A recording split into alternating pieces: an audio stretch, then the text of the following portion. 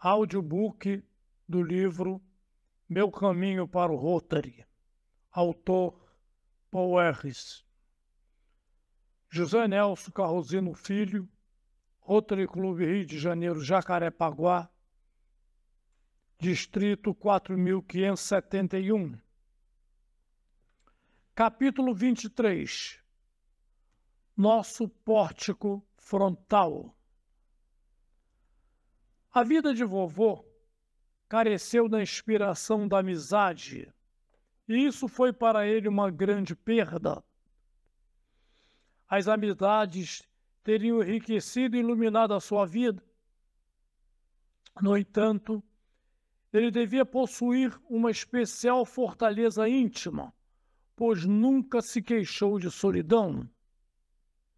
Durante o verão, ele consumia seus momentos de folga ao lado da porta da frente, onde pudesse sentir-se mais confortável, sentado no assoalho do alpendre, com as costas apoiadas na parede da casa. Não sei por que não punha ali uma cadeira. Provavelmente achava isso um comodismo excessivo. O seu lugar preferido era do lado sul do alpendre. Por vezes, seu pé esquerdo se apoiava no chão, mas o comum era manter ambas as pernas esticadas. Isto quanto à postura, porque o lugar onde sentava era sempre o mesmo, jamais mudou. Por seu lado, vovó estava sempre tão atarefada com a casa que quase não lhe sobravam momentos para descansar. Prova-o o fato de haver vivido 80 anos em Wallingford e não haver conhecido a Cascata, um dos mais belos lugares da região, a 3 quilômetros da casa. 6 e meias, remendar roupas e adaptá-las a proteger o neto contra os rigores do inverno consumiam as horas de folga da vovó.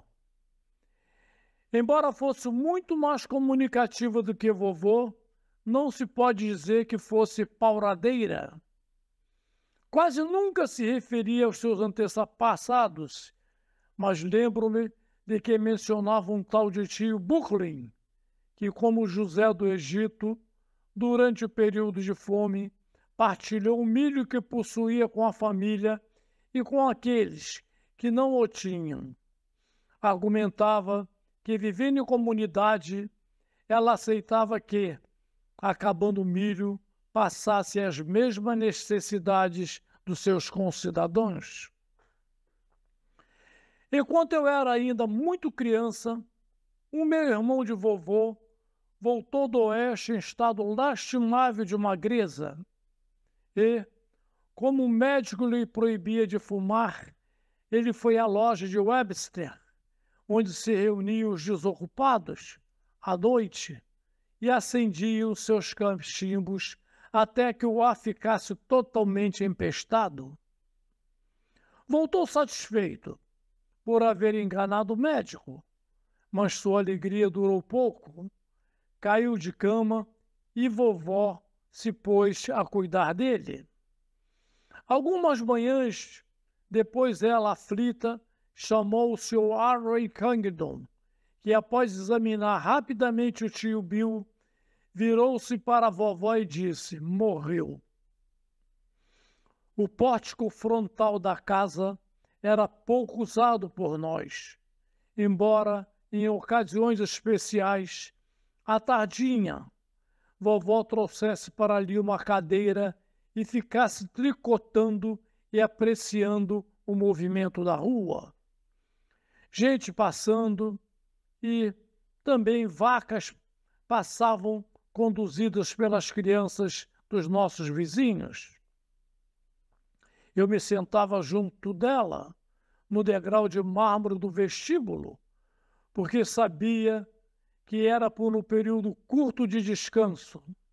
Significava que os deveres da casa estavam todos executados. Uma tarde, em frente ao alpendre, era, para a vovó, como uma viagem à Europa para qualquer outra pessoa. Com um chalé de crochê sobre os ombros, protegendo o corpo frágil do ar frio na boca da noite, ela se balançava suavemente na cadeira de embalo de vime, olhando as flores do jardim que plantara e relembrando tempos passados. De quando em quando, algum vizinho que ali vinha quebrar suas recordações com um bate-papo, mas raramente os vizinhos viriam com prévio aviso. Mas havia alguns vizinhos que eram convidados. Eram os beija-flores. Vovó havia lançado um convite extenso e permanente, usando a linguagem que os beija-flores podem entender. O plantio de flores de pétalas longas. Ela há anos plantara uma latada de madressilva que revestiam de lado a lado o pórtico e os beija-flores a tomavam como sua propriedade exclusiva. Na verdade era, pois nenhum outro passarinho e nem as abelhas poderiam alcançar o fundo das pequeninas campânulas florais para extrair a sua seiva doce, como faziam os graciosos colibris de longos e delgados bicos. Vovó e eu nos deliciávamos às tardinhas, assistindo às idas e vindas dos cuitelos, o frenético vibrar das suas asinhas verde-douradas, que lhes proporcionava a habilidade peculiar de voltar a ré e para os lados, e a sua graciosa gulodice no sugar o açúcar das pequenas corolas.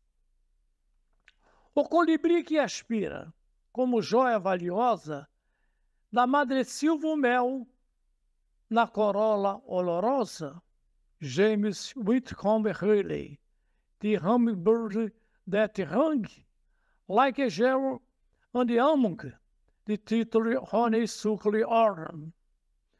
Numa noite, o Sr. Joel Ainsworth nos visitou e vovó fez-lhe trazer-lhe uma cadeira confortável da sala. O Sr. Joel era um parente distante, por afinidade, um dos nossos mais respeitados cidadãos. Além de outras atividades que exercia, tinha uma fazenda pequena ao lado da rodovia. Produzia ali legumes suficientes para a sua família, ovos e leite para seu uso e para venda aos vizinhos. Fóramos, tempos atrás, seus fregueses. Supervisor do município e agente de seguros era, na verdade, um homem muito versátil. Logo que o Sr. Ainsworth se sentou, vovó falou: "Que prazer é receber a sua visita, Joel, e ainda mais agora. Eu soube que você está apoiando a candidatura de James Garfield para a presidência da República e gostaria de ouvir de você pessoalmente o que pensa dele." Bem, Pamela, nada me alegraria mais do que informá-la das razões que me levam a apoiá-lo. Julgo um segundo Abraham Lincoln, ou quase, igual a Lincoln, nunca houve e não haverá outro.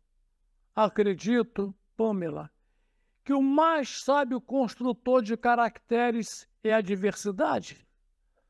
Esta tem sido a professora dos mais destacados homens da nossa nação, um homem capaz de elevar-se pelo seu próprio valor, do nada à mais alta dignidade. Merece e tem o meu inteiro respeito. James Garfield, como Lincoln, nasceu numa cabana e se fez por si. A mãe, mulher de caráter excepcional, foi quem o inspirou. O resto ele o fez?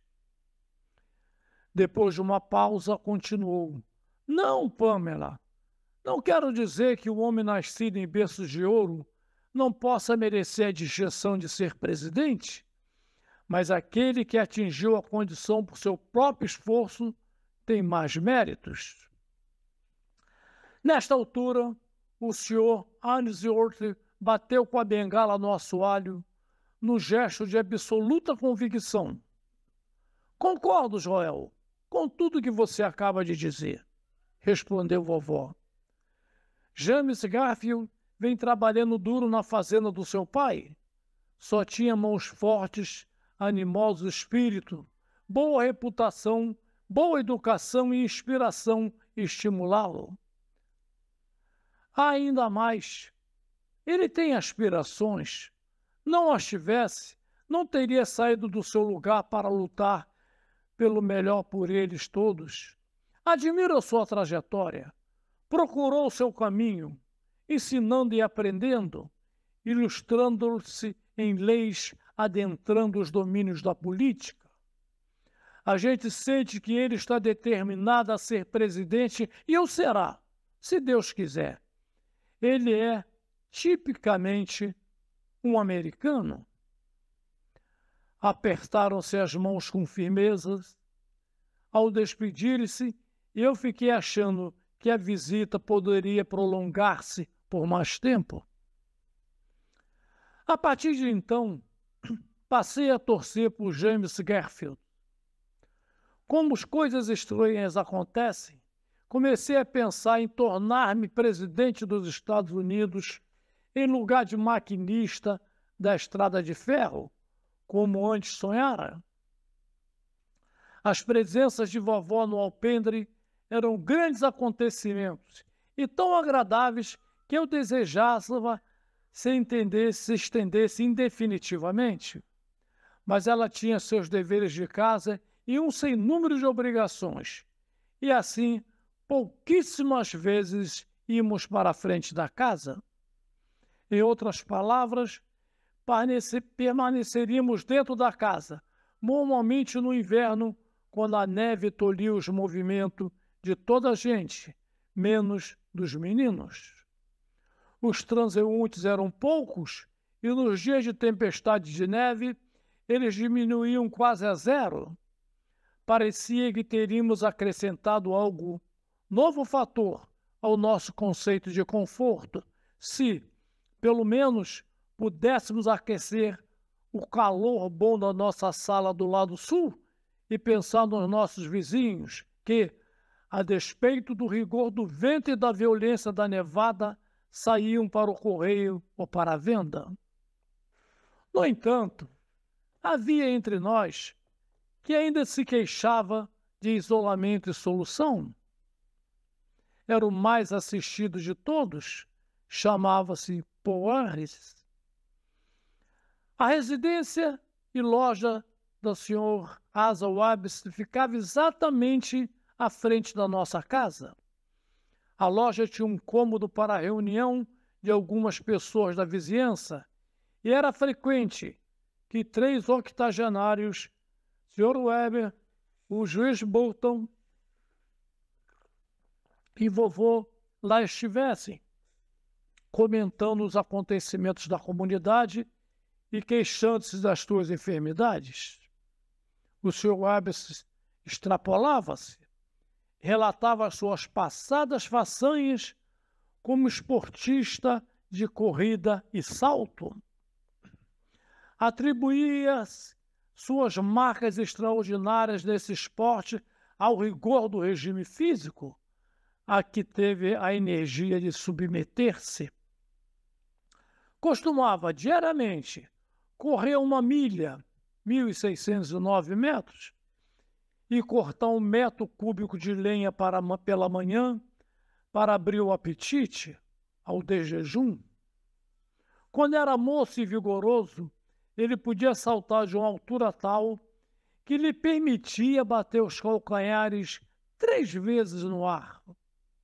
Quando era visível que o Sr. Webster ia partir para narrações das suas proezas, Vovô costumava inclinar o encosto alto da sua cadeira contra a parede da loja, enroscar os saltos do sapato na travessa inferior da cadeira e segurar-se firmemente na forte bengala que usava para preparar-se para qualquer emergência.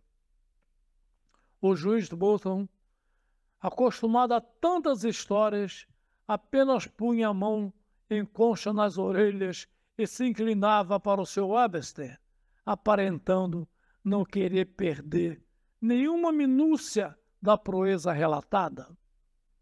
Nem vovô, nem o juiz interrompiam os relatos do seu Webster. Boas risadas e observações de incredulidade ocorriam na sua ausência. Ambos, quando ouvintes, assumiam postura de profunda solenidade.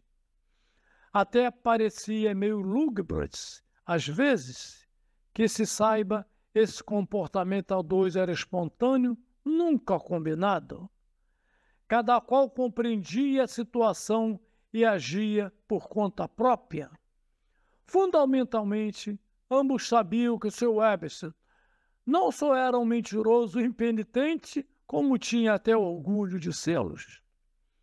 Lembro de uma vez que o seu Webster, depois de haver contado uma proeza de corrida quase inacreditável, desafiou o vovô por uma corrida de ida e volta a Clarendon, 5 quilômetros distantes.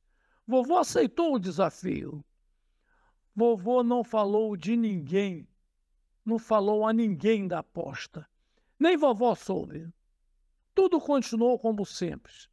Apenas vovô começou a andar muito mais longe dos seus vagares. Vovó, mais tarde, confessou que notara a mudança nos hábitos do marido. Ao invés das suas cestas da tarde, no alpendre, ele saía a andar. Ele saía sempre com a bengala. Era mais uma vara comprida demais para ser bengala, mas que cumpria a mesma função, companhia. Durante os dias que precederam a competição, vovô passeou por muitas milhas com a bengala. Era de estranhar mudanças de hábito em vovô, e vovó não atinava com a razão delas. Apenas esperava, pois sabia que ele as explicaria quando oportuno. Tudo o que ouvimos a respeito da competição veio-nos pelo pouco que fluía do Sr. Burton e da sua filha Ellen. Por eles soubemos que se realizara. Os dois octogenários partiram, com destino a contornar a igreja de Clarendon. O juiz sentou-se no alpendre do Sr. Webster, ponto de partida, como jogador. Os competidores, perdendo ou ganhando, estavam obrigados a cumprir o percurso. Soubemos também que vovô partiu sem pressa, andando metodicamente.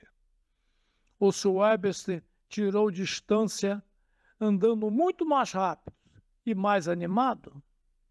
Dentro de algum tempo, começou a sentir a aproximação de vovô, vindo a passos regulares de trás. Segundo nos foi relatado, vovô contornou a igreja à frente do opositor e, já de volta a Wallingford, encontrou-o ainda no percurso de ida. Cruzou com ele calado, mas o Sr. Webster não se aguentou e falou: "Harris, por que você não se importa muito com seus bons companheiros?" Quando o Sr. Webster chegou, vovô estava com o juiz sentado no alpendre. O juiz olhou o relógio, mas nada disse. Ele e vovô receberam o vencido apenas com respeitoso e solene olhar, em absoluto silêncio.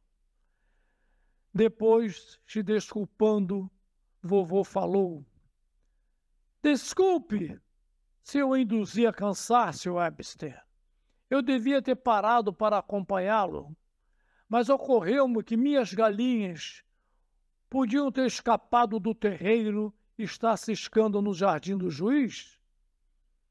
Acabaram-se as histórias dos brilhos de atletismo do Sr. Webster, mas ressurgiram outras, dando conhecimentos de aventuras com feras perigosas. O juiz e vovô chegaram à triste conclusão de que haviam matado a galinha de ovos de ouro. O Sr. Webster jamais voltou a ser o que fora.